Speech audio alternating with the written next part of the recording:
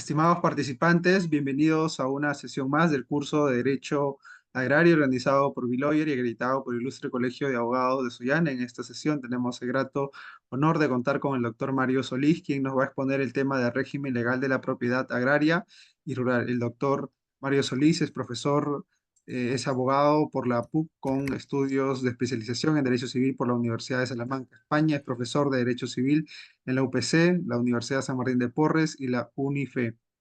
Estimado doctor, a nombre de Biloyer, darle una cordial bienvenida y un enorme agradecimiento por haber aceptado la invitación de participar como ponente en este curso de Derecho Agrario. Nos sentimos muy contentos con ello y estamos seguros de que será una sesión muy valiosa y provechosa para todos los participantes.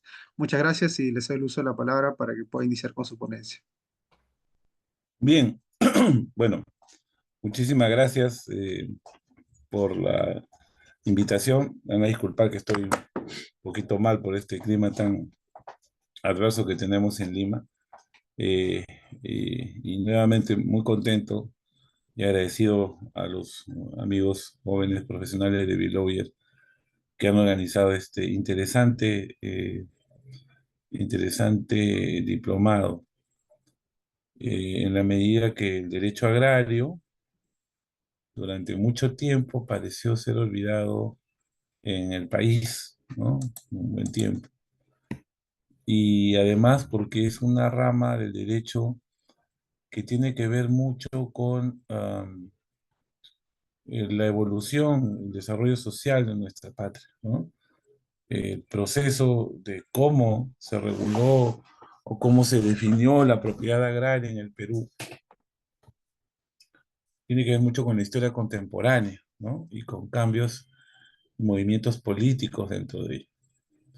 Bien, voy a iniciar la exposición de hoy compartiendo algunas diapositivas que se refieren a normas, que simplemente van a darle a ustedes una reseña, ¿no? De lo que, a ver, quiero ver si se está compartiendo esto, disculpen. Sí, sí, doctor, sí se logra ver. Muy bien. Muy bien, entonces aquí hay varios temas en realidad por tratar. Voy a intentar ser lo más sucinto posible, ¿no? Eh,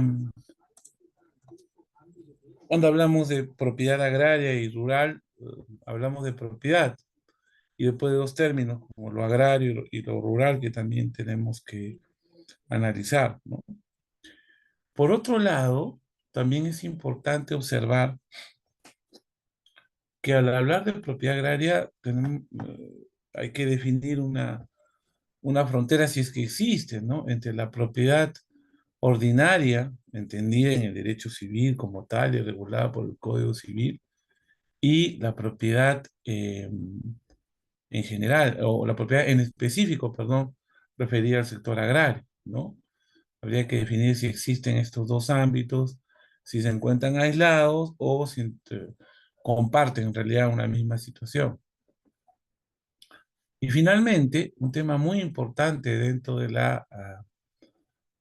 los derechos sobre la propiedad rural o propiedad agraria, o sobre bienes agrarios o rurales, que sería conveniente decirlo de esa forma, radica en diferenciar cuándo y cómo existe una propiedad de carácter individual y otra de carácter colectivo. Este último tema tal vez sea el más complicado, ¿no? Porque genera una serie de controversias a nivel social, ¿no? Y ha generado incluso conflictos políticos, ¿no? La propiedad en el sector agrario, en el sector rural, tenía un enfoque, eh, con toda razón, aparte y necesario, en el ámbito de la adjudicación y la formalización de predios agrarios o rurales de carácter individual, es decir, básicamente para la protección y el ejercicio de la actividad agraria, ¿no? Em, y el Estado ha tenido especial interés, sobre todo, porque gran parte de las tierras dedicadas al agro y que luego han sido formalizadas en las últimas 5 décadas más o menos, han sido propiedad del Estado, ¿no? Entonces, mediante proceso de prescripción adquisitiva administrativa, normalmente, vamos a revisar de manera sucinta hoy, estas tierras han terminado en poder de particulares para el ejercicio de la propiedad agraria.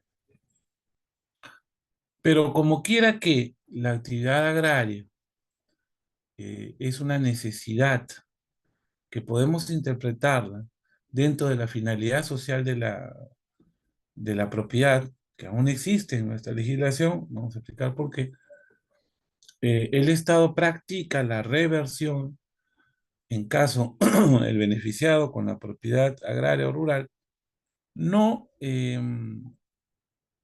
continúe con la explotación agrícola del bien, ¿no? Eso es muy importante, ¿no? Pues no se trata entonces de una primera diferencia de la propiedad ordinaria, de la propiedad civil, con una entendimiento de una libre explotación o una libertad en el uso o utilización del bien. ¿Cuál es una, además, sería el ejercicio de facultades inmanentes a la propiedad? No, la propiedad agraria y rural a nivel público se exige, ¿no? Que el uso agrícola se mantenga. Y esto tiene que ver necesariamente, ahorita vamos a desarrollar este punto, con eh, cuál es una de las finalidades de la propiedad, ¿no? O cuál es el marco en el cual las facultades de la propiedad es desarrollarse, ¿no? El bien común y el interés social, ¿no? Que aún son conceptos vigentes dentro de nuestro sistema jurídico. Bien, si hablamos de propiedad agraria y propiedad rural, pues lo primero que tenemos que establecer es qué cosa es propiedad, ¿no? Sin duda alguna, más allá de el cuerpo normativo en que se encuentra regulado, la propiedad es uno de los derechos subjetivos, en este caso uno de los derechos reales, es el derecho real más importante, el derecho patrimonial, diría yo, en general más importante. Eh, a nivel constitucional, pues, está de más decirlo, ¿no? La constitución nuestra, vigente, consagra, pues, la defensa de la propiedad, ¿no? Y al consagrar la defensa de la propiedad, no solo exige que se respete esta, sino en realidad todos los derechos reales sobre bienes, ¿no? Eso es una aclaración que siempre hay que hacer, ¿no? La propiedad a nivel constitucional tiene un espectro mucho más grande que el que podemos observar en el Código Civil de 1984, ¿no? La propiedad no solamente, y cuando el Estado dice que protege la propiedad, no solamente indica que protege el derecho real de propiedad, sino que en realidad protege todo derecho real existente, ¿no? Los regulados en el Código Civil o en alguna norma, partiendo que nuestro sistema de derechos reales es un sistema numerus clausus, ¿no? Solo son derechos reales los que se encuentran regulados en la ley. Partiendo de ese principio, eh, la protección constitucional de la propiedad no solamente abarca la propiedad, como el derecho real que estudiamos en el Código Civil, sino abarca todos los derechos reales, más incluso los derechos patrimoniales. Ojo, ¿no? La Corte Interamericana ha determinado, incluso ha creado conceptos de lo que llaman las propiedades inmateriales, por ejemplo, referidas a la cultura de los pueblos, ¿no? El acervo cultural de un pueblo constituye para la Corte una, una, una propiedad, ¿no? Que debe protegerse con mandatos precisos y concretos. Bueno, pero acá en el caso de la propiedad rural o agraria, estamos hablando de propiedad, pues, o de inmuebles, ¿no? Básicamente. Y en principio se regula por el Código Civil, que reconoce la propiedad como el derecho real más importante, que otorga a las personas la posibilidad de ejercicio de todas las facultades, siempre que éstas se encuentren dentro de lo permitido por la ley, ¿no? O se ejerzan dentro de lo que manda la ley, y también lo que establece el bien común, ¿no? Si nosotros vamos a la definición del código, errada en realidad, muy limitativa, habla de que es el poder, ¿no? Por el que ejerzo la posibilidad de usar, disfrutar, ¿no? Reivindicar, disponer, ¿no? En realidad es una definición muy corta e insuficiente, ¿no?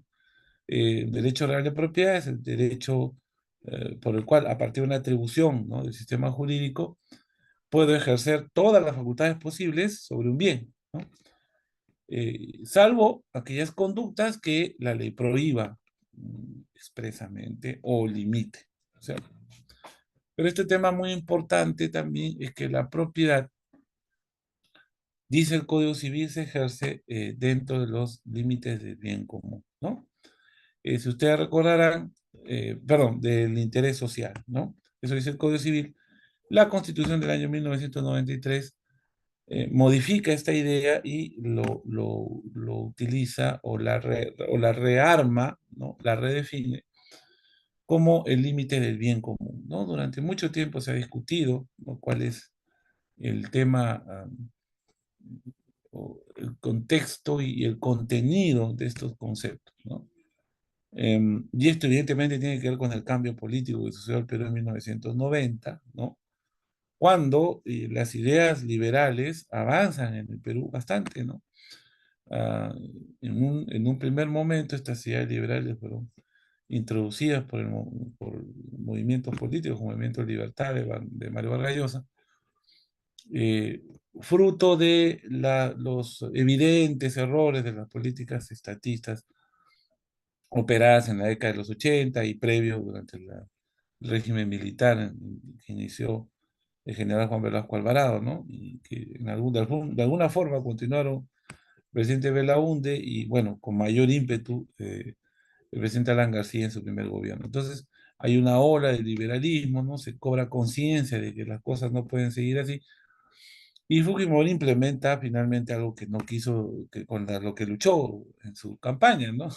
Hizo lo que dijo que no iba a hacer, adoptó el ideario o algunas ideas liberales ya promovidas y crea, luego del golpe de Estado del 92, pues nace la Constitución del 93. Hay un temor de colocar el tema de interés social, porque este interés social había justificado la reforma agraria y la expropiación de tierras. Entonces, había que limitar la intromisión del Estado en la atribución del dominio, ¿no? La atribución de quiénes son propietarios de las tierras y cómo realizan su uso. Entonces, se crea este tema del bien común, ¿no? El bien común sería, pues, el beneficio de toda la colectividad, de todo el país, ¿no? No podría tener límites a la propiedad, en realidad, estableciendo algo que no beneficiara a un grupo, sino a todos, a todo el país, no a un grupo en especial, ¿no? Por eso, por ejemplo, para combatir la epidemia del COVID-19, uno podría recurrir al principio del limitativo de la propiedad en base al bien común establecido en la Constitución del 93, porque eso pues beneficia a todo. Nadie podría decir que el combatir una epidemia pues es un asunto de un grupo, no era de todo el país. Pero tal vez no nos percatamos que por tratados y convenios internacionales también, el Pacto de San José específicamente, la propiedad también tiene como límites e inspiración incluso el interés social. Entonces, en nuestro sistema conviven esos conceptos, bien común e interés social. El interés social ya es básicamente el beneficio de un grupo en especial, ¿no? La propiedad se limita por interés dentro de la sociedad de alguien que puede ser beneficiado por una situación inequitativa o injusta, ¿no? Entonces, en el derecho agrario, esta concepción se incorpora, ¿no? Por eso es que por bien común o por interés social en todo caso, porque es necesario proteger la alimentación o también mantener digamos, la mano de obra en el sector agrario como una mano productiva importante, un sector productivo del país, es forzoso el uso del predio para la finalidad agraria, ¿no? Por eso es que existen normas limitativas al respecto. Bueno, comencemos entonces por el tema de la propiedad. Lo segundo, ¿qué cosa es, sí, qué cosa es propiedad rural o propiedad agraria, ¿no? Recuérdese que lo rural no es necesariamente agrario, ¿no? O sea, yo puedo vivir fuera de la urbe, ¿no? Y entender que estoy viviendo en un lugar rural, ¿no? Puedo vivir, pues, digamos, en la selva, y donde no hay explotación agraria, ¿no? O puedo ser, pues, no sé, vigilante de una reserva nacional, y bueno, soy un poblador rural porque vivo fuera de la urbe, ¿no? Pero no necesariamente este es un tema agrario, ¿no? Ahora, ¿cómo se ha entendido esto en nuestro país? ¿No? El término concepto rural, específicamente en cuanto respecta a la formalización de la propiedad, está estrechamente vinculado a temas como la agricultura, ¿no? Acceso a derechos de poblaciones de menores recursos, que incluye un componente económico de incorporación de tierras al mercado. Entonces aquí hay una identificación, ¿no? Prácticamente en la norma de lo rural con lo agrario, ¿no? En el gobierno del presidente Morales Bermúdez se dieron normas sobre protección de propiedad de comunidades campesinas y nativas, ¿no? Ahí empezó. Pero también normas forestales, ¿no? Que terminaron luego en modificaciones que llevaron a la, a la, eh, al establecimiento de concesiones para la explotación forestal, ¿no? Eh, Eso también es un sector rural, ¿no? Pero no es un sector agrario, por ejemplo. ¿No? Pero en nuestro país se ha identificado, es común estas identificaciones, ¿no? Como sociológicamente o a nivel político, por ejemplo, se suele, digamos, convertir en una sola idea el mundo agrario con el mundo andino, cuando esto no es así, ¿no? Cuando uno habla, yo recuerdo ahora, bueno, son mejores programas, ¿no? Pero recuerdo mucho hace 20 o 30 años que los canales de televisión iniciaban su programación, ¿no? Con programas dedicados al agro y a música andina, ¿no? Eso era el tema, ¿no? Pero la explotación agraria, importante económicamente en el Perú, se realiza en la costa, ¿no? Y no necesariamente tiene que ver con el mundo andino. Claro que no se tocan algunos puntos, ¿no? Pero no necesariamente lo agrario tiene que ver con andino y lo rural con andino, ¿no? Pero en todo caso, para lo que nos interesa a nivel jurídico en el derecho, ¿no? El concepto rural ha estado ligado a la explotación agraria, ¿no? Por eso ha tenido en la mayoría de los casos regímenes especiales la propiedad rural para su regulación, partiendo de la ley más importante en esta materia, que es la ley de reforma agraria, ¿no? Y sus posteriores innovaciones, ¿no? Hasta la derogación de la ley con el decreto legislativo 653, ¿no? Precisamente esto, dentro de estos cambios que se ha dado en el país y que mucha gente parece olvidar, ¿no? Hoy, en estos tiempos, ¿no? Que en el Perú, pues hubo una, a inicios de los 90, más allá del tema político, sino un desarrollo económico, en algunos casos, muy importante en base a cambios normativos de normas que, como vamos a ver más adelante, habían fracasado, ¿no? Por eso es muy importante el decreto legislativo 653, que aprueba la Ley de Promoción de Inversión en el Sector Agrario del año 91 y la misma Constitución de 1993. Ustedes pueden encontrar en el SPIG, este decreto legislativo 653, tiene muy pocas modificaciones, pero el espíritu del mismo se mantiene. El artículo 88 de la Constitución señala que el Estado apoya preferentemente el desarrollo agrario y garantiza el derecho de propiedad sobre la tierra en forma privada, comunal o de cualquier otra forma asociativa, ¿no? Asimismo, este señala que la ley puede fijar los límites y extensión de la tierra según las peculiaridades de cada zona. Fíjense que cuando se toca el sector agrario, no existe pues esta liberalidad, no existe esta liberalidad que sí tiene, por ejemplo, la propiedad urbana, ¿no? Ahí no hay mayores cosas que decir, ¿no? Es diferente. Eh, la Constitución entonces apoya el desarrollo agrario de cualquier forma de propiedad. Es evidente que la Constitución del 93 no elimina los rezagos o no elimina, mejor dicho, la Constitución del 93 contiene un rezago de la Constitución de 1979, ¿no? en donde se hacía hincapié en las diferentes formas de propiedad que existían, ¿no? La colectiva, la cooperativa, la individual, la comunal, etcétera, ¿no?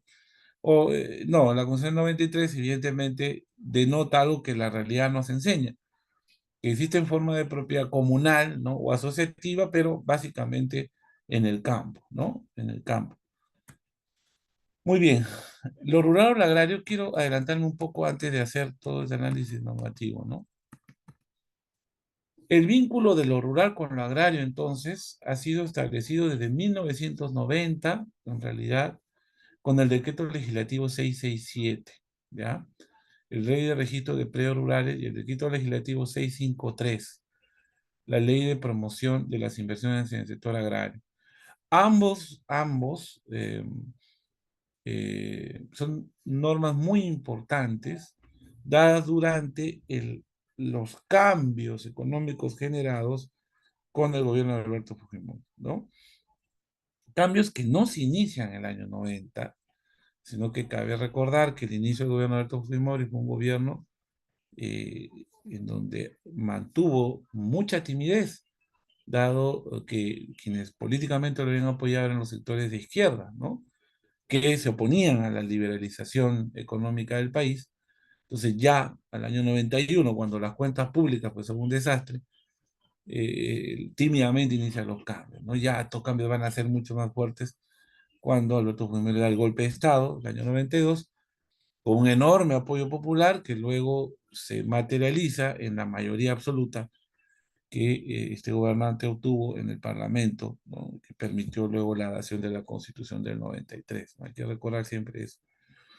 Estos cambios no hubiesen podido ser llevados a cabo si es que no hubiese habido apoyo político y popular para esa mayoría parlamentaria que, bueno, aprobaba estos cambios sin mayores observaciones. ¿Mm? El decreto legislativo 667, eh, y que ya es una norma derogada, ¿no? Vamos a ver por cuál, definía el predio rural en su artículo 4 como aquella porción de tierra ubicada en área rural o en área de expansión urbana declarada zona intangible. Y acá viene lo importante, dedicada al uso agrícola, pecuario o forestal, ¿no? Considerado también como tales a los terrenos seriazos calificados para fines agrícolas. Entonces, esta norma se ha venido repitiendo en realidad posteriormente, ¿no? Dense cuenta, acá involucra todo ya, ¿no? Lo más importante de un predio rural, ¿no? También se utiliza la palabra rústico, ¿no? No está acá. Vamos a verlo más adelante. Es una porción de tierra ubicada en área rural o en área de expansión urbana declaradas intangibles, claro, hay zonas cercanas a la ciudad, pero que son intangibles, dedicada al uso agrícola, la actividad agrícola, dos, la actividad pecuaria, la crianza de animales, ¿no? O forestal, la explotación por concesión de bosques, ¿no? También los terrenos seriazos calificados para fines agrícolas, fíjense, ¿no? O sea, aquellos terrenos que no tienen uso agrícola en este momento, pero que son calificados. Y eso, por ejemplo, en la zona sur, en el departamento de Ica o el sur de Lima, era lo que sucedía hasta hace 15 años. Extensas zonas desérticas sin trabajo de suelos, ¿no? Que luego se convirtieron en zonas, como ahora, zonas de expansión de la agroindustria, ¿no es cierto? Por las cuales somos los primeros exportadores de arándanos, grandes exportadores de palta, de uva y otros frutos muy requeridos en el mercado internacional, los espárragos, por ejemplo, ¿no? Esos eran terrenos cerezosos calificados para fines agrícolas, ¿no? O sea, fíjense la importancia del ánimo productivo de estas tierras para ser involucradas en la legislación de la materia, ¿no? O es el uso agrario, la posibilidad del uso agrario cuando los terrenos son heredazos, o el uso pecuario o forestal. Pecuario es la crianza de animal, la agricultura y crianza de animales para provecho económico, ¿no? Es la esencia, en realidad es una sola actividad económica, ¿no? Lo agropecuario, por eso se dice, ¿no? Para efecto de formalización de predios rústicos a nivel individual, es decir, para el otorgamiento del derecho de propiedad, se estableció un procedimiento especial, el cual tenía como base la prescripción administrativa, ¿no? Directamente vinculada a la explotación económica agrícola del predio, reconociéndose que el derecho de producción sobre esta sea por un periodo de unos 5 años. 5 años. Es diferente, obviamente, a la prescripción civil regulada en el Código de 1984. ¿Qué era lo importante siempre? El uso de la tierra, ¿no? Y esto es una inspiración indirecta de la reforma agraria, ¿no? Porque acuérdense que el dicho o una de las frases repetidas dentro de, digamos, el movimiento social que involucraba la reforma agraria era que la tierra era de quien la trabaja y no de quien la ostenta, ¿no? Entonces, aquí queda claro el asunto que acá se repite. El Estado regulariza las tierras agrarias en favor de quien las viene usando, ¿no? Se entiende que es una posesión calificada aparte, ¿no? Eh, Fíjense que la posesión ordinaria es quien posee el bien, es decir, que tienen control con ánimo de propietario. Pero acá aparte se exige que quien posee el bien esté desarrollando una actividad económica, una actividad agrícola o agropecuaria, ¿no? El reglamento de esta norma no utilizaba el concepto de rural, sino el de predios rústicos, ¿no? Definiendo esto como los de materia de formalización para uso agrario, ubicadas en zonas rurales y destinados a la actividad agropecuaria, ¿no? Y también involucrar a los predios de expansión urbana. Eh, Destinados a actividad agropecuaria y que no cuentan con habilitación. Claro, hoy la lucha entre lo que está, digamos, lo agrario que está cerca de las ciudades, entre mantenerlas o urbanizarlas, es un fenómeno que podemos ver diariamente en distintas ciudades del país, ¿no? Para aquella época de vigencia de esa norma, se precisa que son consideradas tierras seriasas y habilitadas aquellas que han sido habilitadas por poseedores y destinadas a la actividad agropecuaria con anterioridad al 31 de diciembre de 2004, eso ya cambió. Eh, bueno, por su lado, el decreto legislativo 653, en su artículo 17, señala que se entiende por tierras rústicas aquellas que se encuentran ubicadas en la zona rural, que están destinadas, son susceptibles de serlo para fines agrarios y que no son habilitadas como urbanas. Asimismo, su artículo 24 establece que se consideran tierras seriasas en general las no cultivadas por falta de exceso de agua y demás terrenos improductivos, excepto las lomas y praderas con pastos naturales dedicados a su ganadería, aun cuando su uso fuese de carácter temporal. Las tierras de protección, entendiéndose por tales las que no reúnen las condiciones ecológicas mínimas requeridas para el cultivo pastoreo o producción forestal y las que constituyen patrimonio arqueológico, eso es lo que no se puede tocar. La normativa que regula la propiedad rural, o también llamada propiedad rústica, reitera su vinculación con el uso de la tierra para las actividades agropecuarias. Entonces, cuando hablamos de propiedad agraria, ¿de qué estamos hablando? En realidad, estamos hablando de propiedad rural. Lo rural, lo rústico y lo agropecuario tendrían un símil, ¿no? Yo lo llamaría propiedad agropecuaria o propiedad agraria en todo caso, ¿no? Porque como digo, la regulación estatal se encuentra intensamente ligada a la producción económica de estos bienes, ¿no? En sus diferentes normas, en sus diferentes manifestaciones. No estamos acá regulando, pues, una tierra que no tenga un potencial forestal, que no tenga un potencial pecuario, que no tenga una actividad agrícola de por medio. Estamos regulando tierras que tienen que ver con lo productivo. Muy bien. Vamos a analizar un poco cómo las normas que han, digamos, regulado de alguna forma la propiedad. Dicho sea de paso, o repitiendo lo que inicialmente dijimos, el Código Civil no escapa de estas normas, ¿no? Las transferencias de propiedad a nivel agrícola están reguladas por el Código Civil, eso nadie lo discute, ¿no? Entonces, no se puede sacar al Código Civil de este tema, ¿no? No podemos decir que, digamos, es una propiedad diferente, no, ¿no? Que tiene regulaciones especiales, dado que se entiende que esta propiedad está destinada a un uso en específico, dado el interés social. Tengo una cita de este tema.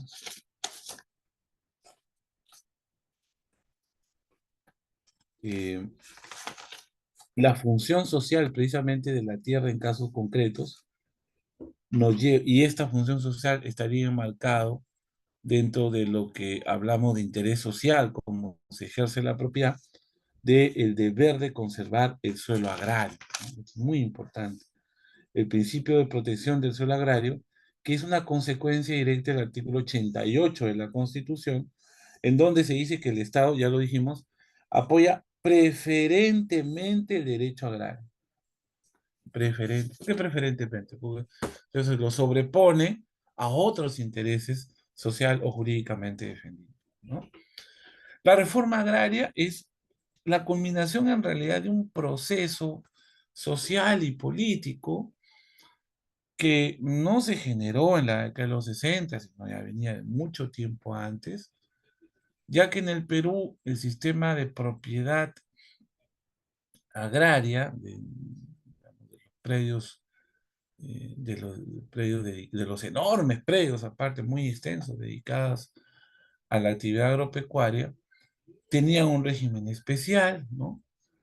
Una situación muy particular, heredada también eso hay que decirlo, de los procesos de atribución de propiedad, incluso prehispánicos, ¿no? Cabe recordar siempre que las grandes haciendas o los latifundios tienen su origen en las apropiaciones de tierras llevadas a cabo durante el virreinato, no solo a conquistadores inicialmente ni descendientes de españoles, sino también digamos, personas mestizas e incluso eh, autóctonas, por alguna manera, ¿no? O sea, gente que no, natural de estas tierras, ¿no?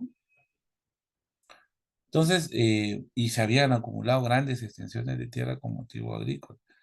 E incluso en algunos casos, cuando llegué a conversar con un historiador, esto se hunde en los poderes que sobre las tierras tenían los curacas antes de la llegada de los españoles, ¿no? Ningún fenómeno actual, político o social se puede entender en 10 años en el Perú. Hay que ver siempre para atrás, ¿no?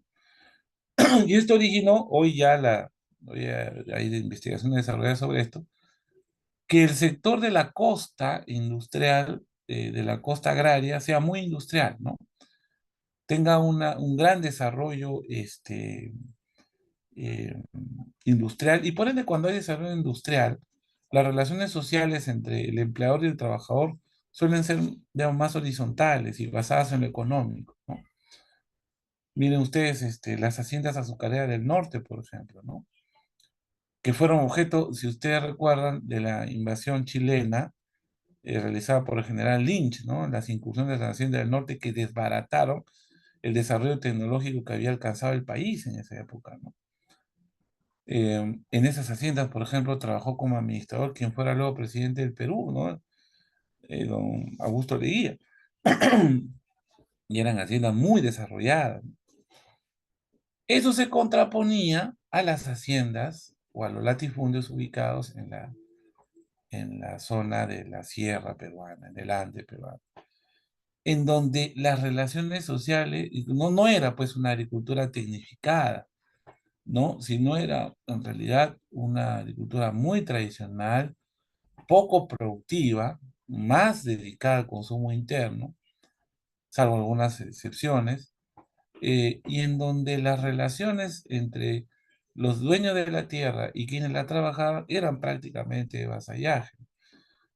Y ahí viene pues esas imágenes que hemos visto, bueno, generaciones recientes recién las han visto, pero ya eran conocidas, ¿no? De estas manera especial en que trataban, muy subordinada, en la que trataban los jornaleros, ¿no? De las haciendas, los agricultores a los dueños de las haciendas, los cargaban y eso, ¿no?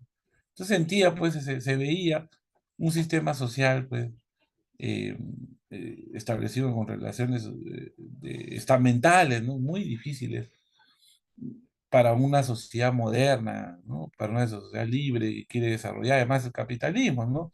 Las sociedades estamentales y de vasallaje son feudales, ¿no? Y no se desarrollan ahí, no hay desarrollo económico, ¿no? Entonces, vino la reforma agraria, ¿no?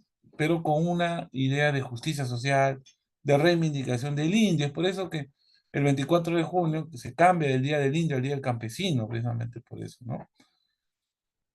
Y entre junio de 1969 y junio del 79 se apropiaron 15.826 puntos. 9 millones de hectáreas para supuestamente 370.000 beneficiados, ¿no? Una nueva distribución de la tierra y un nuevo proyecto político y social dentro del campo, ¿no? Entonces, como le dije, esto es un rompimiento con el régimen, un rompimiento con el régimen de propiedad anterior, ¿no? Naciendo una forma de propiedad cooperativa, ¿no?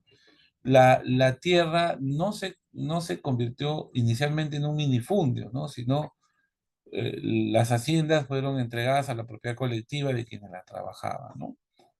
Eh, pero bueno, ya a estas alturas del partido sabemos que ese mecanismo pues no fue el más adecuado, ¿no? Eh, no hubo preparación, ¿no? Para las cooperativas ni para los campesinos, cómo administraban a nivel del mercado, ¿no? De las relaciones societarias, relaciones comerciales, de la capacitación tecnológica, no había el más mínimo, digamos, no había el más mínimo conocimiento de esto. Y obviamente la reforma agraria en gran parte del país terminó siendo un descalabro absoluto, ¿no? Eh, Sobre todo en las haciendas de la costa, que eran tan productivas y que terminaron siendo pues eh, mm, tan ejemplares de cómo el fracaso de una medida política y social que no tomaba en cuenta las variables del país, ¿no? Reveló, ¿no? Muy bien, la reforma agraria creó una nueva sociedad porque obviamente el fracaso económico de muchas haciendas en la sierra incrementó la migración que ya se venía realizando en el Perú de los años 40, ¿no? Luego acaba el gobierno militar el 79, bueno, el 80, pero se emite antes de la Constitución del 79, y el presidente Belaúnde dicta la llamada Ley de Desarrollo Agrario, ¿no? El decreto legislativo 002. Ahí aquí cambia, ¿no? Ya se permite la parcelación de las unidades agrícolas a favor de campesinos individuales. Entonces, pasamos de un régimen de latifundio en donde hay una gran cantidad de terreno de propiedad de unas pocas personas, ¿no? A una etapa donde estas enormes tierras o estas enormes extensiones de tierra son administradas desde la ignorancia, en realidad, por quienes la trabajaban, ¿no? La ignorancia, me refiero a temas comerciales, a temas industriales. Esto llevó, pues, salvo honrosas excepciones, al decaimiento del proceso de reforma agraria. Y ante estos reclamos, lo preferible era darle a cada campesino un pedacito de tierra, ¿no? Y esto es lo que se hizo con el decreto legislativo 002, ¿no? Entonces se dividió una gran cantidad de tierras que habían sido previamente adjudicadas a las empresas asociativas, esta forma de cooperativa. A ver, los más jóvenes no recuerden, las cooperativas en Perú tenían un simbolito que eran dos árboles, ¿no? Triangulares. En Perú tenía un montón de cooperativas agrarias de ahorros, ¿no? Hasta ahora quedan muy pocas cooperativas, ¿no? Entonces se inicia un régimen de tenencia de tierras que sigue vigente hasta la actualidad. ¿Por qué? Porque se le da preeminencia a la propiedad particular de las personas, ¿no? Esto desde el 80 hasta el 90. En el 90, obviamente, Alberto Fujimori se enmarca dentro de este proceso de liberalización, ¿no? Que lo lleva a emitir diversos dispositivos legales orientados a generar un mercado de tierras, atraer la inversión, porque evidentemente un particular invierte en propiedad que es suya, ¿no? Y permitir la libre transferencia de tierras, culminando los procesos de adjudicación y titulación, ¿no? La reforma agraria tuvo un gravísimo error,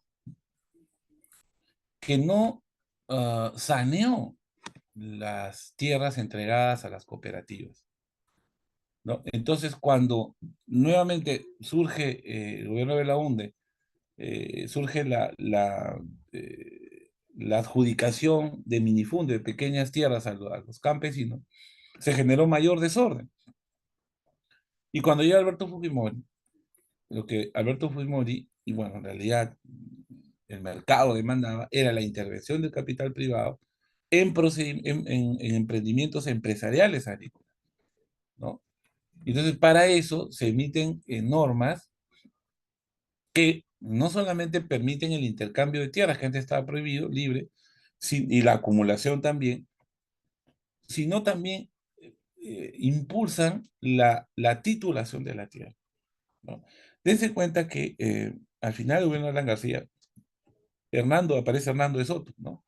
Con el Instituto Libertad y Democracia, y es uno de los grandes impulsores de la formalización de la propiedad, en el entendido que los pobres que poseían terrenos o bienes que no estaban inscritos a nombre suyo o saneados a nombre suyo, una vez que lo tenían, contaban con una herramienta de capital suficiente como para acceder al crédito, ¿no? Diferente es el caso que yo sea poseedor de un terreno a que yo sea propietario y pueda acceder a una hipoteca, ¿no? Entonces hubo un esfuerzo, una obsesión por la formalización. En esa época nace COFOPRI, por ejemplo, ¿no? Bueno, se emite el decreto legislativo 653, Ley de Promoción de las Inversiones en el sector agrario, que está vigente, norma que derogó la Ley de Reforma Agraria y que se mantiene vigente. Es una norma que ustedes pueden encontrar y pueden ver cómo el Estado canaliza, favorece y desarrolla la intervención del capital privado en el área, ¿no? En la actividad agraria. Su importancia radica en precisar y determinar la adjudicación de tierras rurales a cualquier persona natural o jurídica a título oneroso, mediante la celebración de un contrato de compraventa con reserva de propiedad hasta la cancelación del íntegro del precio pactado, teniendo estos contratos como principal obligación el cumplimiento de las labores agrarias, cultivo o pastoreo. Siempre se dan dentro de ese marco, ¿no? De la finalidad de estas tierras, ¿no? Y el artículo 5 de esta norma, muy importante respecto a la propiedad agraria, es el siguiente. El artículo 5 establece lo siguiente: el dominio y conducción de la propiedad agraria puede ser ejercido por cualquier persona natural o jurídica, en igualdad de condiciones y sin más limitaciones que las establecidas en esta ley y en la Constitución. Entonces podemos ver claramente, ¿no es cierto?, que la idea era, como sucedió en toda la economía, ¿no?, en el Perú, porque en esa época, por ejemplo, se permitió la intervención de capital privado en la distribución de energía, en los servicios públicos de teléfono. Viene al Perú Telefónica del Perú el año 92, compra la CPT en 2.000 millones de dólares, ¿no?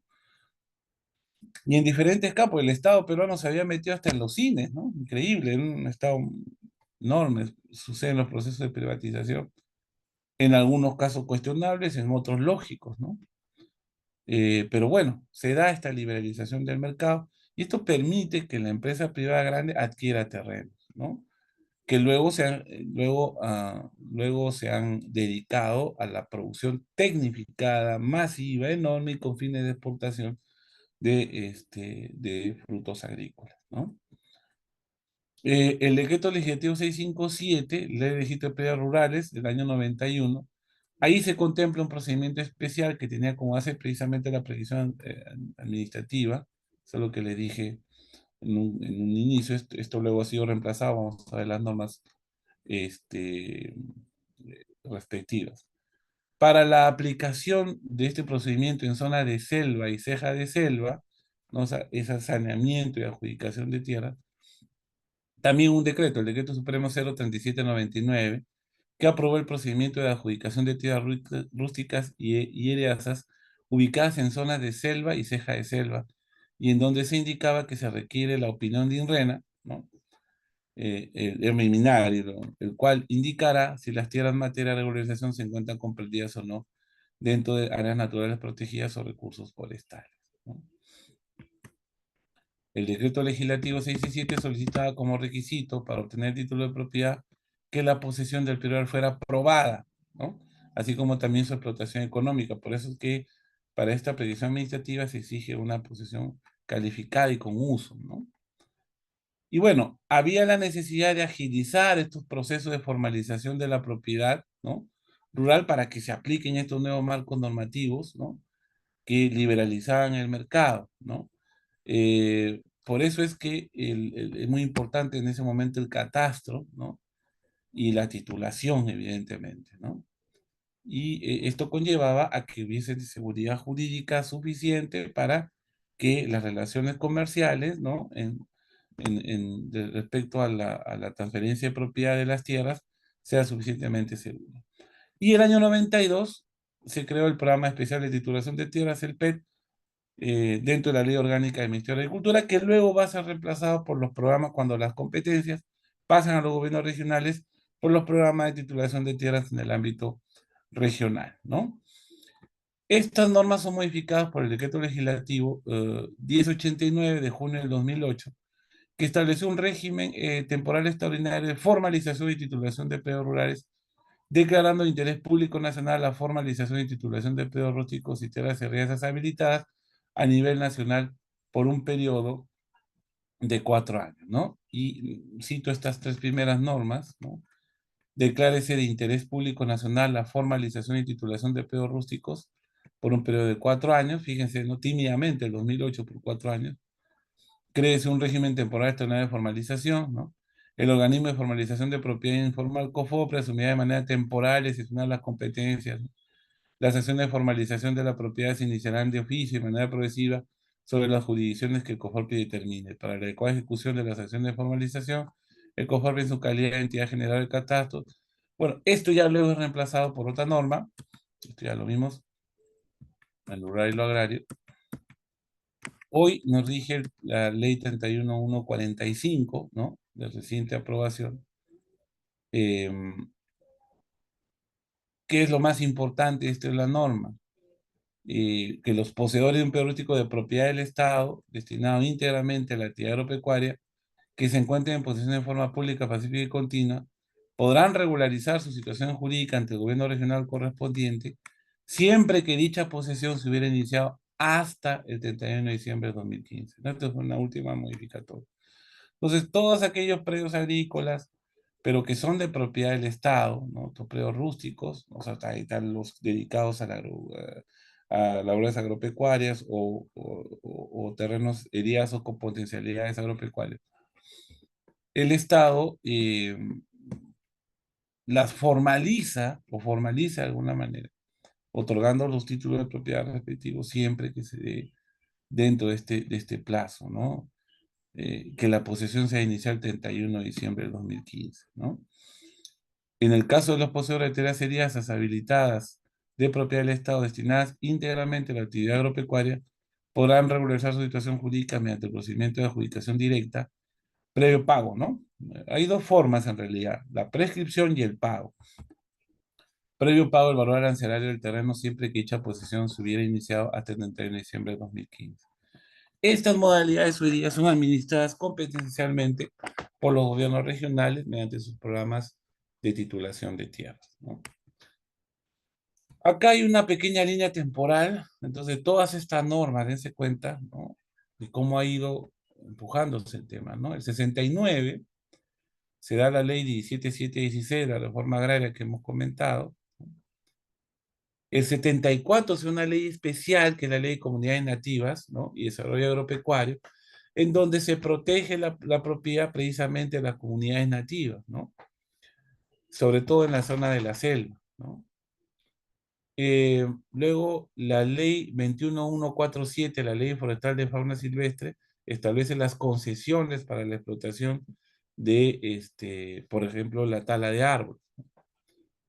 El año 80 tenemos la ley de promoción y desarrollo agrario que acaba, digamos, con las prohibiciones de la reforma agraria y adjudica ya la tierra a los campesinos en particular, de manera individual, ya no a las cooperativas. El año 91 se da la ley de promoción a la inversión en el sector agrario, una ley que ya la comentamos muy importante, porque posibilita el libre intercambio, ¿no? De la titularidad de las tierras y abre las puertas otra vez para el latifundio, ¿no? Como sucede hoy, grandes extensiones de tierra dedicadas básicamente a la actividad agroindustrial, ¿no? El año 91 también se da el registro de predios rurales, donde se establecen las primeras formas de prescripción a favor de quienes explotan la tierra, los campesinos, y se creó el programa especial de titulación de tierras para eso el año 92, ¿no? El año 2002 nace la Ley Orgánica de Gobiernos Regionales, que es muy importante, ¿por qué? Porque se crean las direcciones regionales agrarias, que finalmente van a ser las encargadas de analizar estos temas de propiedad agraria, ¿no? El año 2007 se une el PET con COFOPRI, ¿no? Pero el año 2010, ¿no? Ya se llega a la situación definitiva, ¿no? En donde quienes asumen la titulación de las tierras de los predios rurales seriazos y con fines agrícolas son los programas especiales de titulación de tierras, los programas regionales, perdón, de titulación de tierras, los PRETS de los gobiernos regionales, que es donde hasta ahora descansan, ¿no? Y hace 2013 tenemos la ley 30.048 que establece las funciones del Ministerio de Agricultura como ente rector en el manejo de la política de propiedad a nivel agrario. Cualquier precisión ustedes la pueden hacer ahí. Y bueno, tenemos la última ley, ¿no? La ley de saneamiento de la propiedad agraria, la ley 3145. Básicamente lo más importante que es el caso de los predios de propiedad del Estado, ¿no? Acuérdense que hace algunos años se emite una norma sobre la intangibilidad de los predios propiedad del Estado, ¿no? Que no podían ser prescritos, ¿no? La norma que a mi entender es inconstitucional, pero bueno, fue emitida, ¿no? Dentro de este halo que existe hoy de entender que el Estado es una especie de Vaticano, ¿no? Casi una institución santa y divina, ¿no? A la que no puede actuar de una manera paritaria en determinadas circunstancias. Si un predio del Estado y una persona lo posee eh, con justo título, con buena fe, o realizando en este caso una actividad agropecuaria, para mí debe ser declarado titular. Pero bueno, hay una fecha de inicio de la posesión que es el 31 de diciembre de 2015. Bien, estamos con el tiempo medido. Espero que esta pequeña exposición de una hora les haya ayudado a entender más o menos el panorama de de la regulación en el ámbito del sistema jurídico nacional de la propiedad agraria, ¿no? Haciendo hincapié en lo siguiente. Si hablamos de propiedad agraria, no estamos hablando de una propiedad distinta a la propiedad ordinaria, ¿correcto? Es una propiedad que se regula por los principios y normas del derecho civil y también por los artículos pertinentes de la Constitución Política de 1993. La idea de que, en algunos permanece, ¿no? De que la propiedad agraria no puede o no debe tener, o no tiene, mejor dicho, una normativa que la involucre en la economía del libre mercado, es equivocada, ¿no? Esto se acabó en realidad en 1980, ¿no? Entre 1969 y 1980, podríamos decir que sí hubo un régimen de propiedad agraria, ¿no? De los terrenos dedicados a la agricultura, un tipo de propiedad muy especial, una propiedad corporativa o colectiva, ¿no? Que luego de 11 años de aplicación, pues el Estado y la sociedad se dio cuenta que no había sido el mejor camino, ¿no? Entonces, desde el año 1980, ¿no?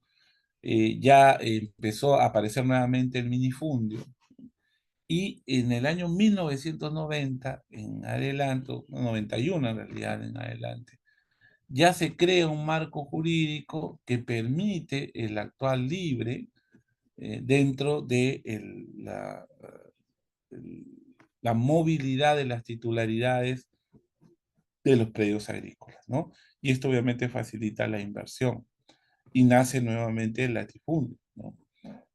Ahora, eh, y nuevamente, o sea, esta libertad, digamos, establecida en 1991 en el decreto legislativo 653, recurre al Código Civil para las operaciones o los negocios jurídicos necesarios, ¿no? Por las compraventas, ¿no? Regula los incumplimientos, eso no hay una norma especial para eso.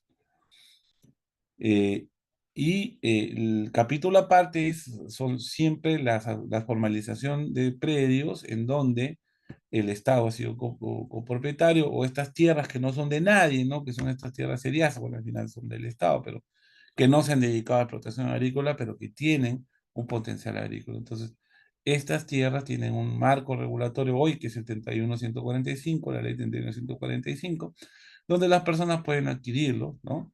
Ya sea mediante un procedimiento de expropiación adquisitiva, administrativa, o mediante la compra en realidad, ¿no? Una adjudicación, el precio del valor arancelario del terreno es mínimo en realidad, ¿no?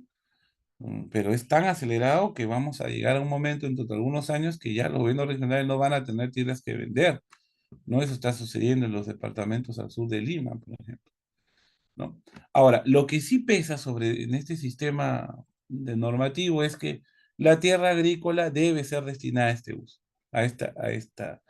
siempre a la labor agropecuaria, ¿no? Por ejemplo, el Estado adjudica siempre que se mantenga, ¿no? En esta situación eh, de explotación, ¿no?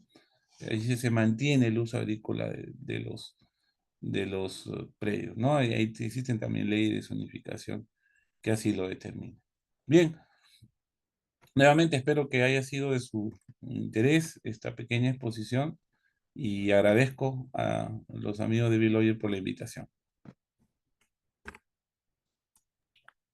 Sí, doctor, muchísimas gracias por la excelente disertación que nos ha brindado el día de hoy en este curso de Derecho Agrario. Gracias por compartirnos su conocimiento, su tiempo, por el apoyo y la consideración que siempre le tiene a Biloyer, doctor.